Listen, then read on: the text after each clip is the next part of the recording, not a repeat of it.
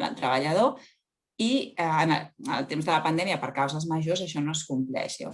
El primer punt de la llei del teletreball és el treball és opcional, és a dir, nosaltres ho hem d'oferir, ho podem oferir als treballadors, però per les dues bandes hi ha d'haver voluntat de fer-ho. I mai, en cap cas, pot ser motiu ni, evidentment, d'acomiadament, ni tampoc pot ser motiu de sanció el fet de dir, escolta, si no vols treballar, o de represàlia, si no vols teletreballar, doncs malament. És necessària i obligatòria la flexibilitat horària, és a dir, quan la persona està treballant des de casa, l'empresa ha de fixar uns horaris de disponibilitat, acord sempre amb el treballador, de dir, doncs, escolta, en aquesta franja de 12 hores, tu n'has de treballar 8, d'acord? Però anem a marcar aquesta franja que sigui, però anem a marcar-la, d'acord? Es manté el fitxatge i el control horari, això va molt lligat amb el tema de la disponibilitat. El treballador ha d'oferir aquest marge, aquest rang d'horari a l'empresa on treballa i aleshores el treballador ha de tenir els mitjans per poder fitxar. Perdoneu, no sé si em sentiu perquè m'ha sortit un avís. És tot correcte? Tot correcte, tranquil·la. Perdó. M'ha sortit un avís que no tenia micro, perdoneu. Llavors, es manté aquest fitxatge, aquest control horari. El dret a la desconnexió, aquest és un dret molt important, és una que hi ha una llei a part que ho regula, però s'anima les empreses a crear els seus propis codis de conducta i és com un codi que s'ha d'agafar amb un esquelet, com si fos el codi del compliance, però sobretot garantir el fet que el treballador rebi, en molts casos, les notificacions, pugui ser, enteneu-me, molestat durant el seu horari de treball, mai fora. D'acord? Per què? Perquè, i això ho sabem tots amb el teletreball, la frontera entre on acaba la meva jornada, on comença la meva jornada de descans, on començo jo com a treballador, on començo jo com a persona privada que estic a casa, es difumina i es dilueix en molts casos. Llavors, el dret a la desconnexió dins d'aquesta llei de teletreball és un dels punts més importants i és un dels punts en què els departaments de recursos humans han de generar més impacte, perquè és on han de crear aquesta barrera perquè el treballador senti que està en un marc on està protegit. L'empresa suportarà les despeses derivades del teletreball. Aquest és un dels punts, com us podeu imaginar, que ha creat més controvèrsia, perquè això significa, si tinc 10 treballadors i els tinc treballant a casa, què significa això? Que he de pagar la wifi d'aquests 10 treballadors, he de pagar l'energia d'aquests 10 treballadors, a l'estiu he de pagar l'aire condicionat i l'hivern de calefacció. Com es regula tot això? Malauradament, la llei, en aquest sentit, en un dels punts més importants, es renta una mica les mans. Per què? Perquè què fa? Ho deriva als convenis col·lectius. És a dir, ens diu, s'ha de pagar, és a dir, s'ha de pagar la wifi en el cas del teletreball, evidentment és l'eina necessària i fonamental. S'ha de pagar l'energia, és igual que si estiguessis treballant a l'oficina, però nosaltres el que us diem és que cada conveni col·lectiu indiqui en la seva negociació com es retribueix això al treballador. Si es compensa, si es paga directament, si es fa un pagament anual, si es fa un pagament mensual, si l'empresa dona un X i si després el treballador decideix, no sé, tenir una wifi i dimensionar-la per molt més, doncs ell s'ho paga. Com això passa a la pilota dels convenis col·lectius, malauradament no tenim encara, perquè encara no n'hi ha cap que ho hagi regulat, no tenim una resposta i no podem aplicar el que realment, un dels punts més importants que al treballador li importa, o necessita saber, escolta, qui ho paga tot això al final, si jo estic a casa. I llavors, com a últim punt de la llei del teletreball, així resumida a grans trets, és l'empresa pot instal·lar dispositius per control dels treballadors. I de nou, no estipula quins. És a dir, què vol dir això? Que em poden posar una càmera per veure que jo estic treballant. Vol dir que em poden gravar mentre jo estic treballant per comprovar que jo ho estic fent realment. Com la llei, de nou, per rendre una mica les mans, diu l'empresa ho pot fer, hem d'interpretar que això pot anar vinculat al tema del fitxatge i el control horari. Més que no pas una gravació, que és el primer que se'ns acut, constant del que tu estàs fent. Llavors, és una cosa que han de regular de nou els convenis col·lectius, que això traspassen la pilota al conveni, i llavors, conforme vagin sortint els convenis, anirem veient cada sector com ho aplica i com ho porta al seu terreny. Com us comentava, nosaltres, com a empresa de treball temporal i també en contacte amb els departaments de recursos humans, doncs, de sobte, ens trobem que hem de començar a fer la selecció a través online i a tots ens comencen a sonar les mateixes paraules. Zoom, Teams, WhatsApp, etcètera, bla, bla, bla, bla, bla, i totes les plataformes i tots els sistemes de connexió que se'ns acut i des dels llocs més inverosímils per poder continuar amb aquesta feina. En què es resumeix tot això? Això es resumeix en què ens trobem que, segons quines posicions, i això ens haurà passat a tots, no és el mateix seleccionar a un enginyer o una persona, un comptable, una persona que està basada a treballar amb eines informàtiques que a una persona que treballa a fàbrica, que treballa a manipulació, que no està en contacte i no té aquesta capacitat, a vegades per edat, i no ho sap fer. És a dir, moltes vegades nosaltres ens hem trobat amb, ostres, ens espera que quan vingui el meu fill ja em connectarà i aleshores ja parlarem i tot això sona una miqueta més fluid.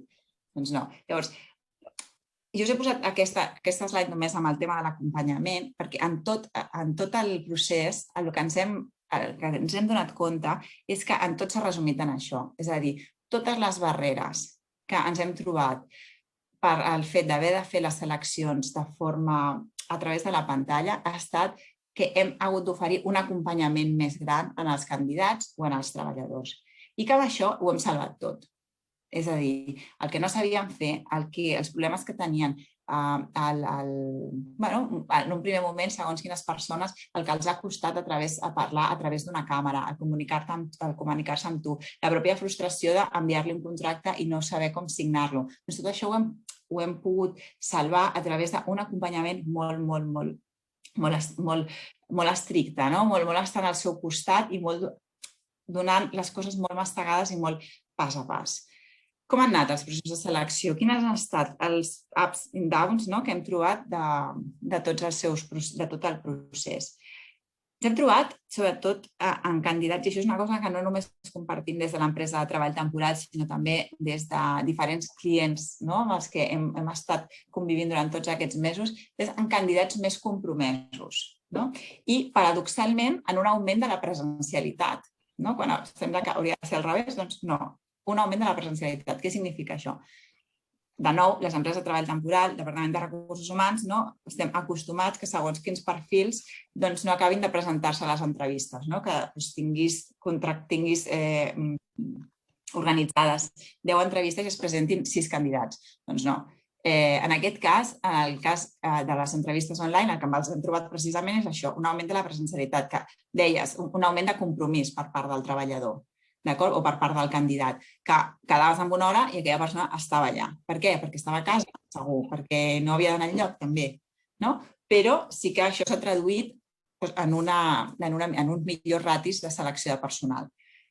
Arribar a processos de selecció de forma ràpida i àgil. És a dir, hem pogut, i això també he compartit amb molts clients en diferents seus al llarg del territori, evitar els desplaçaments, evitar les despeses de viatge, evitar, penso en un client, m'haig d'anar a Portugal a fer una selecció perquè necessito un comercial, tot això s'ha reduït.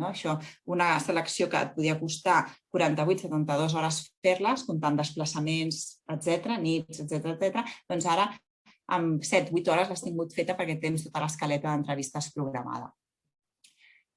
Comprovar l'interès del candidat-candidata a l'hora de connectar-se i com es desenvolupa amb les eines informàtiques. Això ens dona una informació una mica de la seva capacitat d'adaptació en tot l'entorn digital i potenciació de la creativitat i la invenció. Això sobretot ho parlem per als primers dies de la pandèmia, per als principis, quan entre els departaments vam haver de buscar formes de com podem seleccionar, com podem detectar el talent, si al final l'únic que estic veient és una part d'aquesta persona i he perdut tota la comunicació no verbal que era tan important.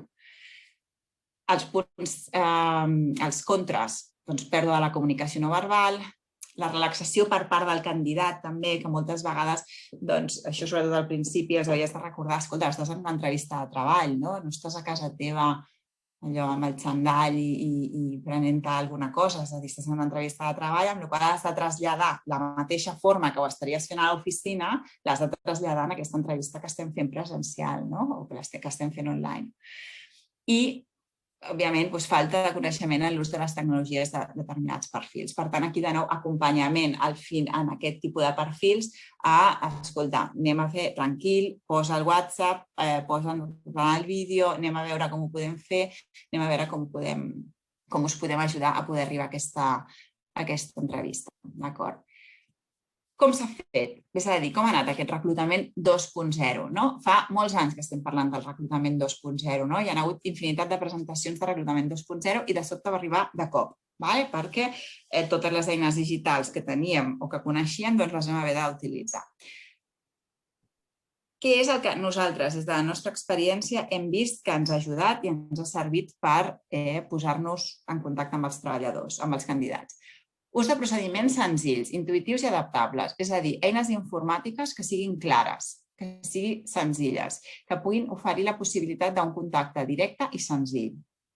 D'acord? No plataformes on hagin de linkar-se i després posar un codi i aleshores poder entrar en una segona plataforma des d'on s'han de reconnectar. No, és a dir, plataformes ràpides i senzilles que ofereixen un canal de comunicació molt directe. Oferir la possibilitat d'enviament de currículums en vídeo gravat per ells mateixos, una petita explicació on es presenti el candidat. Vídeos de presentació. Això us puc compartir que un client ho fa a través de tots els seus candidats, els demana un petit vídeo de presentació. I amb aquest petit vídeo de presentació ja extreu una primera conclusió per elaborar l'entrevista posterior. I extreu també l'interès que pugui tenir aquest candidat per fer-ho. Amb la qual cosa és una eina molt interessant per veure sobretot i per poder valorar quin és l'interès que té aquesta persona en aquesta posició. És el preguntar-li, escolta, i tu per què vols treballar aquí? El pugui generar i el pugui fer. Xarxes socials, òbviament, una revisió i una revisió no sesgada, és a dir, no anem a buscar, no anem a criminalitzar ni anem a buscar tot allò que està mal fet o tot allò que penja que no ens podria encaixar potser en la nostra manera de veure les coses. No, anem a buscar una mica tenir una imatge més de conjunt d'aquella persona. Implementació d'una plataforma des d'on poder realitzar les entrevistes de forma confidencial i segura. Això és un dels deures de l'empresa seleccionadora o de l'empresa des del Departament de Recursos Humans. Una plataforma que sobretot ens asseguri la confidencialitat. Doncs sabeu que candidats és un rang dins la llei de protecció de dades, és un rang superior, amb el qual hem d'estar molt, molt segurs que aquella informació després no podi córrer per enlloc. Gravació de les entrevistes per repassar i detectar valors passats per alt, tant del candidat com del seleccionador moltes vegades. Això ens ha ajudat a créixer i ens ha ajudat a aprendre com estem fent aquests processos de selecció i en què ens estem equivocant, en quines preguntes incidim més que en unes altres que potser no aporten tot el valor que necessitem a l'entrevista. De nou, garantir la correcta visualització de les nostres plataformes des de qualsevol dispositiu. És a dir, això per no crear una bretxa entre, perdoneu, perquè no és la paraula en català, però no crear una bretxa entre perfils, és a dir, que tots tinguin la capacitat de poder entrar en els perfils, en els processos de selecció, això és importantíssim, i segon, que a vegades ens hem trobat entrevistes des d'un cotxe, entrevistes a l'hora de l'esmorzar, entrevistes de la pausa pel dinar, que això a nosaltres ens és bo perquè, el que parlàvem abans, que ens agilitza i fa que els processos puguin ser molt més dinàmics, però, clar, li hem de donar l'eina al treballador perquè la pugui fer. I formació, que és un punt que penso que això ha vingut, diguem, en la tercera part de l'adaptació als recursos digitals, formació de les persones que seleccionen en comunicació digital.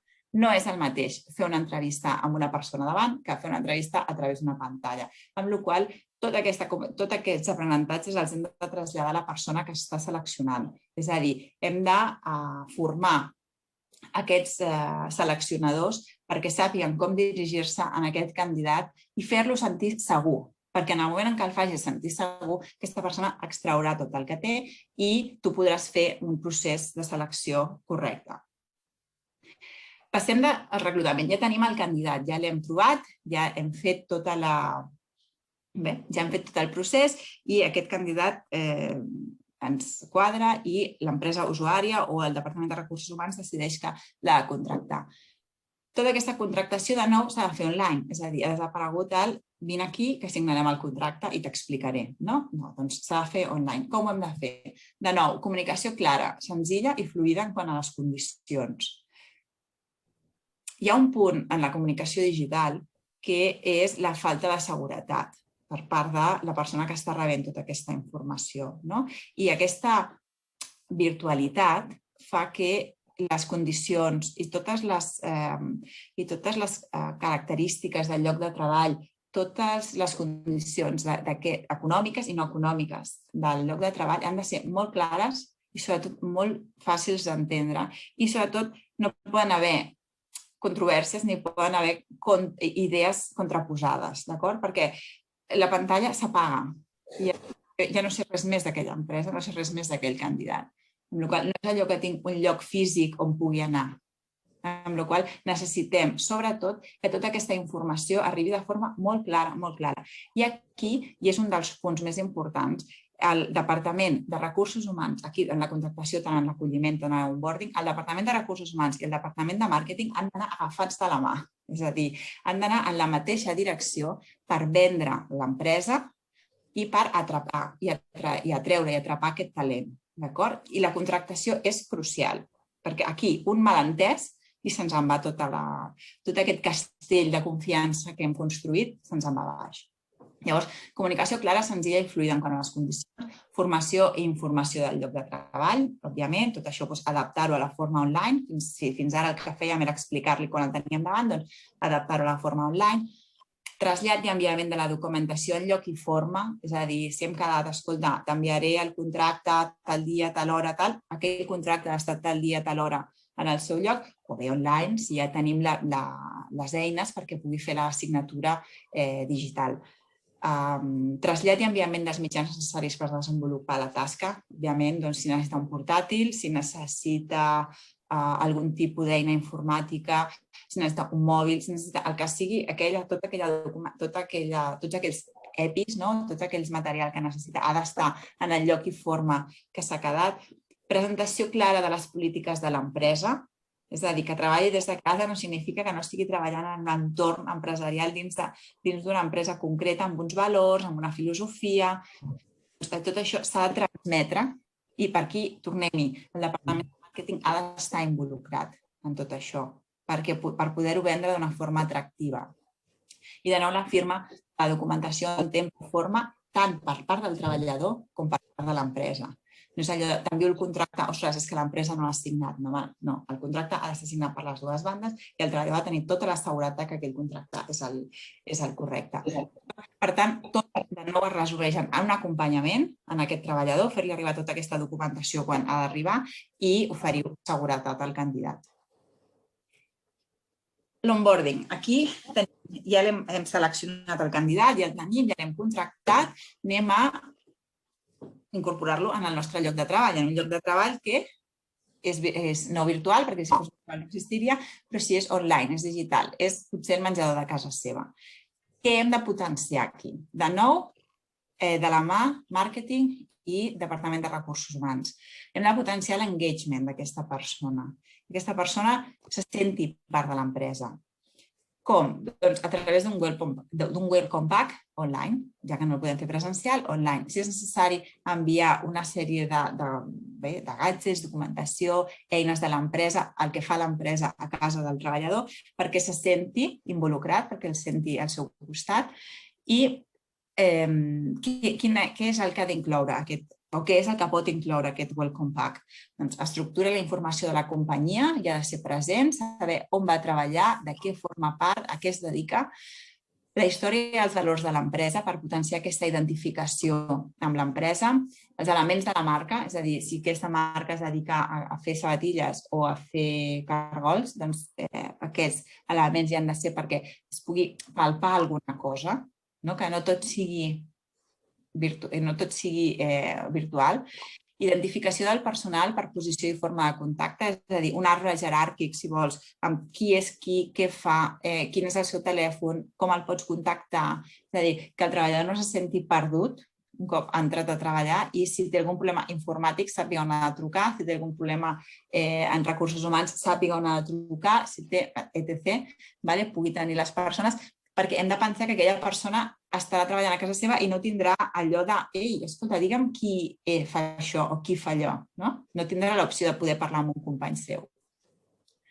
Una targeta on consti el nom del treballador, és a dir, això entra més d'un punt més personal, doncs fer-lo sentir part d'aquella empresa, una benvinguda amb el seu nom, amb el logo de l'empresa, tu formes part d'aquí.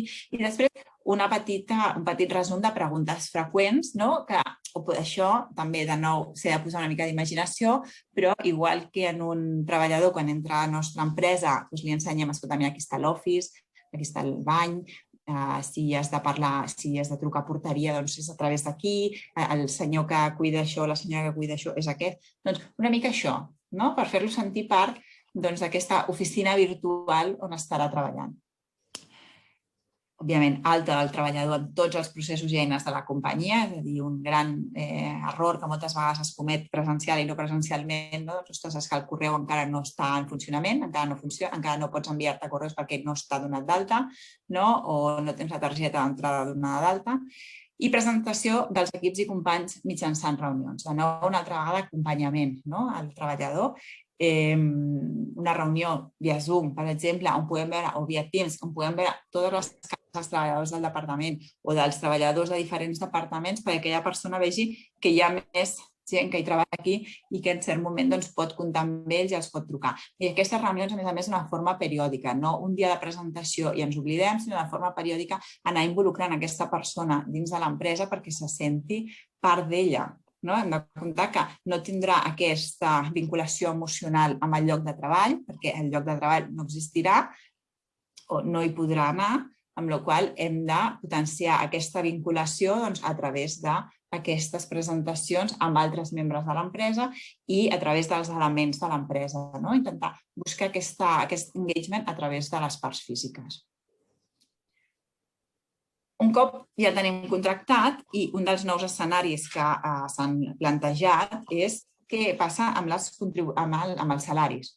És a dir, com han evolucionat en aquests mesos, doncs ens trobem en què el salari de sempre, el que hem parlat tota la vida, el salari de retribució fixa, el que hem entès, la retribució variable a curt termini, llarg termini, beneficis socials, beneficis intangibles, això són els components que formen un salari d'un treballador. Retribució fixa, doncs tots l'entenem com el salari fixe que es pacta en el contracte i que figura en el contracte. La retribució variable a curt termini, doncs comissions, bonus, etc. La retribució variable a llarg termini, accions, etc. Això seria el PAC tradicional. Beneficis socials, cotxe, assegurança mèdica, etc. són una altra part de salari que entra dins la nòmina d'una forma diferent, però també és retribució. I aleshores, a partir de la pandèmia, es posa en valor, ja venia d'abans, però es posa en valor de nou, és a dir, entra ja de forma imparable dins el concepte de les retribucions els intangibles. Tot el que és salari emocional. Fins ara,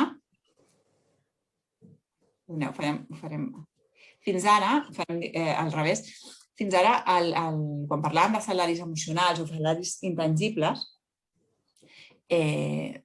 l'ambient laboral, l'entorn de treball, la conciliació, la flexibilitat, la formació, beneficis socials, dies lliures, reconeixement del treball, projectes que promoguin desplaçament. Tot això eren llistats que es feien abans, on es posaven des dels departaments de recursos humans, conjuntament moltes vegades amb finances, com podem fer atractiva aquesta empresa per atreure talent.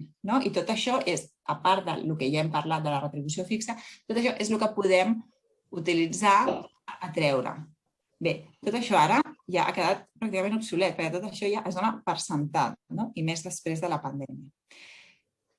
Que l'ambient laboral sigui l'ideal, o sigui tenir un entorn, una oficina, sigui una oficina tingui llum, que sigui maca, que tinguis l'espai, que no estigui sobreutilitzada, que un espai on havien d'haver 20 persones no n'hi hagin 40. Tot això és algo per atreure talent que en segons quines franges d'edat ja es dona per sentat. Entorn de treball, el mateix, que hi hagi un bon ambient de treball, que hi hagi una potenciació de les skills i de les competències de cadascú, que hi hagi opció a la conciliació. Això ara mateix ja, com us deia, queda fora ja de discussió. Per què? Perquè ja hem entrat en un món en el que estem teletreballant, amb la qual cosa ara treure la conciliació dels paquets salarials no s'entendrà o no es podrà entendre. Flexibilitat, exactament el mateix. Oferir formació, de nou, un valor que ja estava en tots els packs salarials anteriors i que ara mateix es posa en valor de nou. Per què? Perquè hi ha més temps, amb la qual cosa ens podem dedicar més a aquesta formació. És a dir, hem perdut el temps del trasllat, o hem guanyat, més que perdut, hem guanyat el temps del trasllat, amb la qual cosa el podem dedicar a aquesta formació. Beneficis socials, el mateix. Dies lliures, això ja és més de l'àrea dels millennials, que ens ho demanen. Ja no és tant en el treballador clàssic, per dir-ho així, sinó en l'àrea dels millennials que ens ho demanen. El reconeixement del treball, el continu reconeixement a través del mentoring per part d'algun membre de l'empresa que faci l'acolliment i faci una revisió mensual, anual, de tot el que està fent i com va avançant. I projectes que promoguin el desplaçament. Aquest és un punt també molt dels millennials, que ens demanen projectes, que ens demanen treballar jo un projecte de 6 mesos, un projecte d'1 any, perquè després vull ser lliure i si me'n vull anar 2 mesos o 3 mesos a aprendre alguna cosa o a viatjar o el que sigui, doncs vull tenir aquesta llibertat. Tot això, us comentava, són les compensacions salarials que entren dins de l'emocional, a l'intangible, i va lligat a com han quedat o com quedaran els salaris a partir de la pandèmia, el post-Covid. Després us apunto aquí, segons la consultora Mercer, que es dedica sobretot a temes de recursos humans, en un estudi realitzat durant el 2020, els salaris van pujar un 2,09. Això lliga amb el 67% de les empreses van endarrerir la revisió salarial en l'efecte del Covid a les organitzacions. Què significa això? O què entenem nosaltres que significa això? L'augment de salaris, que pot semblar també que no havia de ser així durant el 2020, es van augmentar perquè tot això ja estava negociat abans. És a dir, això a finals 2019, principis de 2020, ja es va negociar, amb la qual cosa es van aplicar aquests augments de salari en els convenis. Però en el 2021 això ja no és així. En el 2021 ha estat tot parat. No han sortit les taules que havien de sortir, que són sempre les del metall, etc., perquè són les primeres i perquè tenen uns sindicats molt més forts. Però la resta estan totes parades. Significa això que el 67% de les empreses, segons aquesta consultora, ho han parat a l'espera de veure què passa. Amb la qual cosa és més important i és on haurem de posar més valor, no tant a la retribució tradicional i clàssica, sinó haurem de posar més valor a la retribució intangible. Moltes empreses que mai havien flexibilitzat els seus horaris, mai havien flexibilitzat les seves condicions de treball, ho han hagut de fer imposades. És a dir, el salari en els recursos humans ha estat de 10-15 anys en un any gràcies o a causa de la pandèmia, en totes les parts positives del que buscàvem de quan ens equiparem a països del nord en quant a condicions de treball. Però ens falta veure què passa amb els salaris.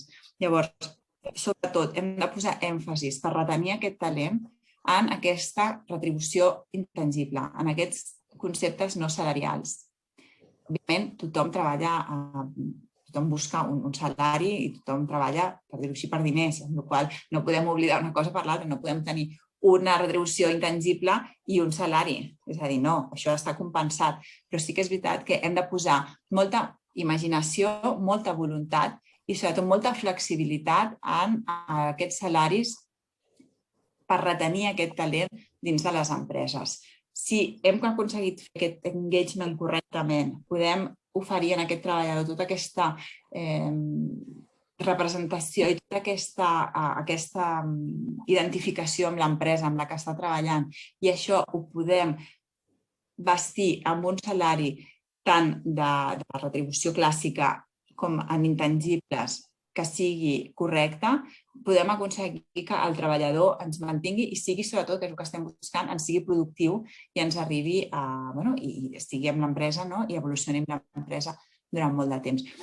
Que us comentava, les compensacions salarials, els tangibles, els diners, al final, l'objectiu del treball, i els intangibles, tot allò que, sobretot, la generació millennial ens està demanant. És a dir, nosaltres ens trobem amb peticions realment molt curioses a través de treballadors nascuts a partir del 2000, a partir del 2000, d'acord? Ens trobem des d'un treballador que deixa una posició fixa, estable i molt ben remunerada per dir, no, és que jo me'n vaig perquè he decidit que vull anar a aprendre francès i me'n vaig a viure 6 mesos a Canadà. I dic, però no, és que ho he decidit i és una decisió que prenc jo de forma lliure i vull marxar i tal. I dic, però un moment, anem a parlar amb l'empresa i amb què podem fer. I al final arribar a un entente amb l'empresa en què l'empresa va donar l'opció de treballar, de fer teletreball, això era abans de la pandèmia, i el noi va poder continuar amb la seva posició. Però vull dir que els valors no són els mateixos, la forma d'encarar el compromís amb l'empresa no és la mateixa, amb la qual hem de generar tot aquest compromís i sobretot sentir-se valorat, i ja no només a través d'un salari, sinó a través de que l'empresa compta amb mi i compta pel meu benestar personal. I aleshores m'ofereix tot aquest seguit de mesures. Això, abans de la pandèmia, podia discutir-se, postpandèmia, tota aquesta part de flexibilitat i tota aquesta part de comunicació amb el treballador no es podrà discutir perquè ja ha vingut. Ja ho hem vist que es podia fer, amb la qual cosa ja no pots dir en aquesta empresa no es pot fer. D'acord? No ho podem posar en pràctica. Molt bé, em sembla que són les 10:05. Fins aquí. Espero que us hagi agradat, que us hagi estat interessant, que hagueu trobat punts que us puguin servir i us puguin ajudar a les vostres empreses i puguin donar-vos, no sé, una mica... La intenció d'això era que la nostra experiència us pogués servir a tots i poguéssiu veure la forma que nosaltres tenim de treballar i d'encarar tant els processos de selecció com aquesta retenció del talent i dels candidats. Bueno, Àngels, moltes gràcies a tu. Crec que ha quedat molt aclaridor. Tenim algunes preguntes que els donarem ara pas. Jo el que sí que m'he quedat en el fet que les empreses, davant aquest nou teletreball i aquests canvis que han vingut generat per la pandèmia i que han vingut per quedar-se, després ja veurem si més o menys i segurament aniran canviant també, és el fet de posar al centre de l'empresa el treballador, la persona, i humanitzar més tot aquest procés. El fet de, com deies tu, el fet de l'acompanyament, no només en la selecció, sinó també quan la persona està dintre de l'empresa treballant per poder tenir aquest sentit de pertinença, de que formes un tot en l'empresa i, per tant, tu també ets gran part de partícipa de l'èxit de l'empresa en si, si no, no n'hi hauria. Mira, tenim una assistent que es diu Míriam Gualiño, que té una empresa de coach, que et vol fer una pregunta. Si et sembla bé, si deixes de presentar la presentació, podrem veure'ns millor tots a la pantalla. Vale. I la Míriam tenia una pregunta, si vol treure el seu micro i fer la pregunta. Sí, bones. Moltíssimes gràcies per la presentació, la veritat. Ha estat molt bé, m'ha agradat. I realment perquè li poses focus al que justament ha estat comentant la Sílvia, que és la persona que sempre ens oblidàvem una mica, que el treballador al final és una de les peces més importants d'una empresa. I en tot això que has explicat, jo vull saber si en plan de les empreses s'ha posat com en marxa, no? Un seguiment als treballadors per saber si estan realment estables de forma emocional. Vull dir que com ja no hi ha el contacte de tu a tu tan proper, doncs assegurar-te si tot li va bé, quins neguits té, si realment hi ha es pot dir, un ambient psicològicament estable, saps, en el que es pot manifestar i, bueno, únicament això, si s'ha creat una figura o si s'està realitzant i qui ho està realitzant. Gràcies. El primer que comentes, que les empreses han estat posant el treballador en el centre o han mirat de posar el treballador en el centre, per mi és una veritat fonamental. És a dir, una empresa sense treballadors és una oficina buida o una fàbrica buida, amb la qual el treballador és al centre, sí o sí, no es pot fer d'una altra manera. Potser en 100 anys estem parlant d'una altra cosa, però ara mateix el treballador és al centre. I respecte al tema aquest de si les empreses estan vigilant, diguem, els riscos psicosocials dels treballadors, a poc. És a dir, això ha estat un procés gradual. Al març es va trencar, vam anar construint a poc, va haver una adaptació per part de les dues, per part d'empresa i per part de treballador. El treballador aquí hi va posar molt de la seva part, moltíssim. Les circumstàncies tampoc eren mai vistes, amb la qual tothom va fer el que va poder. I llavors, a partir de passat, sobretot estiu, és quan es comença a notar les conseqüències de tot això en la pròpia salut mental del treballador. Llavors, a partir d'aquí, algunes empreses, no es pot parlar de totes ni molt menys, i no es pot parlar d'un alt percentatge ni molt menys, comencen a posar eines per resoldre aquest tema.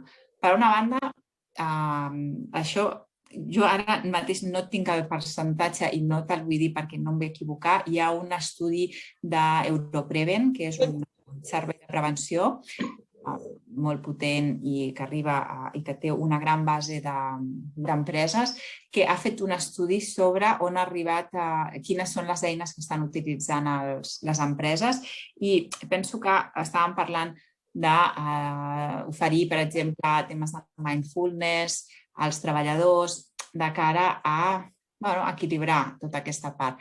Per altra banda, empreses també el que estan fent és obrir els seus centres de treball perquè els treballadors puguin anar, és a dir, de forma voluntària. Es manté encara la restricció de que torni tota la plantilla, però sí que puguin anar perquè hi ha persones que a casa no poden estar, pel que sigui, per circumstàncies familiars o per circumstàncies personals, però no hi poden estar, amb la qual cosa s'estan obrint els centres de treball per fer això i per poder anar integrant aquestes persones pel tema del risc social.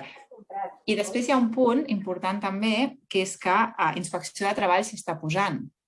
És a dir, fins ara estava... Penso, això és una opinió personal, penso que s'ha donat també una miqueta de màniga ampla en tot això perquè una situació en què no ens havíem vist, però ara s'hi està posant en el tema sobretot dels riscos psicosocials. Llavors es generen una sèrie, des dels departaments de prevenció, s'estan generant una sèrie de qüestionaris que s'envien als treballadors, on el treballador explica, posa en el qüestionari, aviam, casa meva, i el qüestionari és, tens una taula a l'alçada X, amb una cadira a l'alçada Y, i amb una entrada de llum natural, amb una pantalla de tants píxels, etc. I aleshores el treballador ha d'anar responent tot aquest qüestionari, s'envia a l'ESPA, al Servei de Prevenció, i aleshores es posen les eines que s'hagin de posar perquè tant els riscos esquelètics com els riscos psicosocials quedin coberts. Moltíssimes gràcies. Buscaré aquest estudi perquè no era conscient. Sí. Mira, si vols, si em deixes el teu correu o si després d'alguna manera o m'envies a mi un correu, te'l puc donar perquè és un servei de prevenció amb el que nosaltres treballem molt habitualment i ens el poden facilitar segur. Moltíssimes gràcies. La idea, si voleu, us pot fer un correu després de contacte entre les dues. Doncs si me'l fas arribar ja et dic que segur que te'l puc fer arribar, o si no, no sé si tot l'estudi, però sí que està dada segur. Àngels, tinc una altra pregunta d'una persona que me l'ha fet arribar, també que està aquí, que diu: creus que aquest reclutament 2.0 que s'ha produït durant la pandèmia ha vingut per quedar-se? O amb la nova normalitat tornarem a la presencialitat pre-Covid-19? Jo crec que no, al 100% no. És a dir, al final tots som animals de costums, no? I tornarem, en certa manera, a com fèiem les coses abans. Però sí que hi ha moltes eines que sí que han vingut per quedar-se. És a dir, el fet de, fins ara, el tema de les entrevistes online es feien, però eren com un últim recurs que oferies al candidat, que tenies un candidat que tenia un horari que era impossible, que vingués a fer-te una entrevista i d'una forma o una altra buscaves la manera. Això no, això ha vingut per quedar-se. És a dir, aquesta necessitat de desplaçament, això crec jo que ha desaparegut. Que tornaran les entrevistes, sí, perquè a més tots tenim ganes de tornar-nos a veure, no? És el que parlàvem abans, al final jo apago la pantalla i ja no hi ha ningú. I m'agrada veure que darrere hi ha alguna cosa de tot això, amb la qual cosa tant el candidat com l'empresa li agradarà tornar a tenir contacte humà amb els candidats, amb les empreses, amb les persones. Jo crec que això sí que tornarà, però que anirem com el que es parla del teletreball, anirem a un sistema híbrid, on tot això anirem construint noves estructures i noves estratègies per fer la selecció. Igualment, els desplaçaments per fer selecció, com us comentava abans, un client nostre a la planta de Portugal, el desplaçar-se 3 o 4 dies per fer això ja s'ha acabat. És a dir, es desplaçarà un dia per acabar de fer últimes entrevistes, potser per el que dèiem, per tenir el contacte amb aquella persona. Però anar 3 dies a fer entrevistes de diversos candidats, això s'ha acabat també. Jo crec que sí, que ha vingut per quedar-se. Tenim una altra pregunta que ens comenta si pots especificar una mica quin tipus de formació creus que se'ls ha de donar des de les empreses a la gent de recursos humans per poder fer aquest reclutament 2.0. Si és merament informàtic o no, o va més enllà una mica del domini de les eines informàtiques. No, o sigui, les eines informàtiques, òbviament, és necessari, és a dir, no hi ha més, és a dir, hem de saber com funciona el Zoom, com funcionen les càmeres, com funcionen els micros, etc. No poden haver errors que els micros es quedin oberts, no poden haver errors que les càmeres no funcionin, etc. Més enllà dels errors que hi ha o de les fallades que hi ha en la xarxa, que això ja no depèn de nosaltres. No, jo estic parlant de comunicació, és a dir, igual que una persona que parla en un fòrum, amb una audiència presencial, doncs ha de tenir uns certs skills en la comunicació i ha de saber com fer-ho, doncs el mateix a través de la pantalla. És a dir, hi ha una forma de posar-te davant de la pantalla, hi ha una forma de mirar el candidat, hi ha una forma d'expressar-te, que això, si la persona no la té, se l'ha de formar perquè la pugui tenir. És a dir, el tema de la pantalla, el que ha provocat o el que provoca és que tu pots estar fent altres coses, perquè el candidat no veu més enllà del quadrat que té, i tu aquest quadrat el controles perquè l'estàs veient. Llavors, això no pot passar quan estàs fent una entrevista de treball. No pots estar contestant a una altra cosa perquè perds atenció. És a dir, l'atenció ha de ser completa cap a la persona que estàs entrevistant, entre altres coses perquè aquesta atenció farà que aquesta persona se senti segura. Llavors pugui extreure tot allò que tu necessites que et tregui. Amb la qual cosa la formació ha de ser de comunicació. Jo tinc una altra pregunta, aquesta és meva. Has estat parlant que hi havia una evolució entre l'empresa per poder, per exemple, fer aquest sentit de pertinença, aquesta cohesió d'equip, etc. Per això ens dona oportunitats de noves figures dintre l'empresa, noves figures que abans no havies tingut per noves necessitats que hi ha dintre l'empresa laboral. Per exemple, és una d'aquestes. Nosaltres ens estem trobant des de Sant Quadre Empresarial que hi ha moltes multinacionals que tenen l'equip molt desperdigat en diferents llocs del món i que, per tant, necessiten persones, per exemple, exclusivament per això. Llavors, això que es donava amb multinacionals o amb empreses amb un tamany molt determinat i disgregades, això ara també s'està donant de vegades en empreses que són més mitjanes i petites. I llavors, volia preguntar si també feu aquest procés de reciclatge, és a dir, que hi hagin llocs de treball que ja no siguin útils dintre de l'empresa i que es puguin recol·locar amb altres llocs de treballs nous que sorgeixin per les noves necessitats que hi ha en aquella empresa. Segur que es poden recol·locar i segur que es poden replantejar i tornar-los a posar i tornar-los a donar valor. Al final, un treballador que està treballant en l'empresa i que coneix l'estructura té un valor incalculable, quasi, per l'empresa, perquè al final és qui sap més, moltes vegades, que les noves càrrecs directius que acaben d'entrar, i coneix quina és la forma, quins són els valors, com ha actuat l'empresa en certs moments, amb la qual es poden recol·locar i es poden utilitzar i fer aquest tipus d'enllaç, i moltes vegades que ens hem trobat, sobretot a empreses clàssiques, de dir, és que aquest senyor és l'empresa, i no és l'amo, ni és el director, però aquest senyor és l'empresa, perquè porta aquí 20 anys, i és que ho sap tot, és a dir, i hi ha coses que altres persones entraran i no sabran, i ell ho sap perquè estava allà, només per un tema de presencialitat. Llavors, a aquesta persona se li ha de donar aquest valor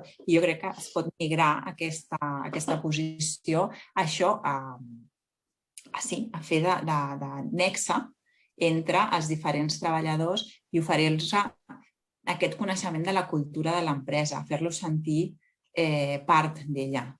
Moltes vegades et fa sentir, al final, el salari, el que parlàvem abans del salari emocional o de la implicació emocional dels treballadors, és el que fa que donguin un pas endavant i donguin més o treballin més o millor del que els hi pertoca. L'engagement emocional és el que et fa ser part i rendir d'una forma extraordinària, fora de l'ordinari.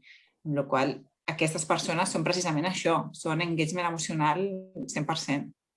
I se'ls ha de treure, s'ha d'aprofitar aquest talent. O sigui, perdre-les és perdre gran part de l'empresa i del que són com a empresa. Tenim una última pregunta i així ja marcaríem el temps del webinar, que ens pregunta si la gent de recursos humans haurien de tenir formació en PNL. Segur, sí, segur. És a dir, la programació neurolingüística és importantíssima. És importantíssima la forma d'expressar-te, la forma de vendre, la forma... Però jo penso que hauria de ser una formació molt més transversal. El Departament de Recursos Humans sempre ha estat, o fins fa anys, això està canviant i està canviant a marxes forçades, no ha estat mai part del board, no ha estat part de l'equip del procés directiu. I cada vegada més el Departament de Recursos Humans està dins del procés directiu, perquè tornem amb el que hem començat. Les empreses sense treballadors són edificis buits, amb la qual cosa tota la forma de vendre a través del PNL, d'introduir i de transmetre les idees, va molt lligada sobretot a no fer-ho a través de sesgos en els treballadors i vendre l'empresa. Sí, sens dubte. Bueno, doncs dir-te, Àngels, que moltes gràcies per fer l'exposició, que ha sigut molt entenedora. Ja veus que ha generat forces preguntes, o sigui que ha anat molt bé perquè genera molt interès també i moltes incerteses davant del canvi. I moltes gràcies a tothom per estar atents per aquesta exposició que ens ha fet tan amablement l'Àngels Miró. I esperem que us puguem veure en el proper webinar que fem. Moltes gràcies per part de Sant Quat Empresarial a tots els assistents i sobretot i en especial a l'Àngels Miró per dedicar-nos el seu temps. Gràcies a tothom. Moltes gràcies a vosaltres. Moltes gràcies. Adéu, moltes gràcies. Que tingueu bon dia. Adéu. Adéu.